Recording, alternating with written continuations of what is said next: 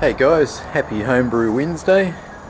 I'm just out in the garden at the moment. It's still quite cold. It's stuck in the middle of winter. It's not raining, which is one bonus. Just poured myself a one of my Cooper's Real Galaxy Ales. This is out of the rotor keg. It's been in there for about 3 months now. I've just about run out, but yeah, it's coming out really good actually. It's cleared up very well. It's got a nice creamy head on it, so yeah, I'm just enjoying that.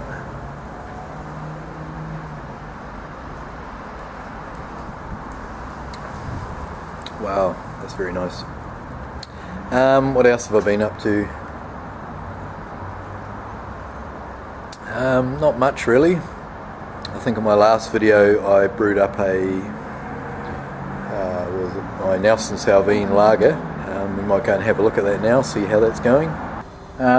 Before we go and look at how the lager's going, I just thought I'd, in case you haven't seen, this is the rotor keg that I poured my Galaxy Ale out of.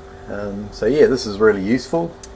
You've probably seen it in other videos, but yeah, it's going strong.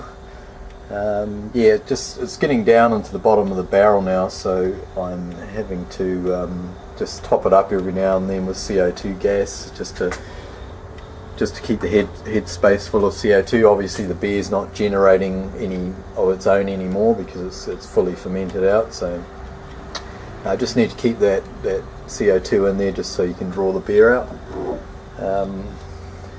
Yeah, I'm using this puppy here. It's to inject the CO2. This is a 270 gram, or makes up to 30 litres of CO2 gas. Just had to get an adapter to go on the end. So yeah, that I just push that down onto the inlet valve there on the left.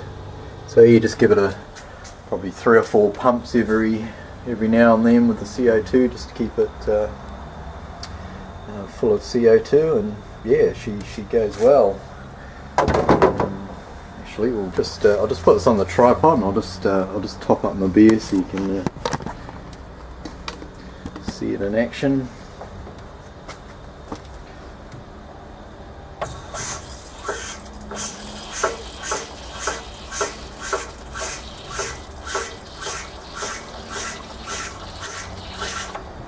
Yeah, so there you go, easy as that. Top up the old glass. Well, the head they're very creamy at the bottom there, but yeah, as you can see, it's super clear. So yeah, so that's the rotor keg anyway. So this is like I call it my house beer. So I'm doing small batches of like my lager and my mosaic double IPA, etc. But this is like my bulk supply of beer. So when this runs out, I'll get another one going. So yeah, anyway, let's go and have a look at the lager, see how that's going. Yeah, so here's the Nelson Salvine lager that I put down. Be a week tomorrow. Oh, sorry, no, it's 6 days. 6 days, yep. So a week tomorrow. Yeah, it's going along nicely. It's got a nice krausen formed there. We're sitting at it's between 14 and 16, so say 15 degrees, but we have had some pretty cold days earlier this week, and I was struggling to keep the temperature above, well, it dropped quite low and the beer got down to about 10 degrees. But one thing, one problem I had was when I first pitched the yeast, nothing happened for 48 hours. So I ended up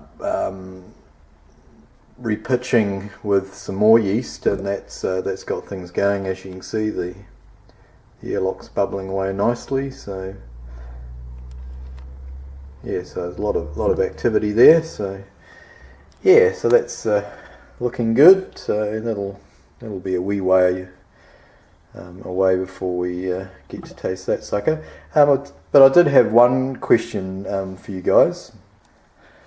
Yeah, I just wondered, I bittered with Nelson Salvine hops, and I was wondering, I'm in two minds as to whether I should do some dry hopping, because it's going to be in the fermenter for at least another week. So yeah, I just wondered what your guys' thoughts were. So yeah, I've got some Galaxy, Mosaic, Nelson Salvine, and what else have I got?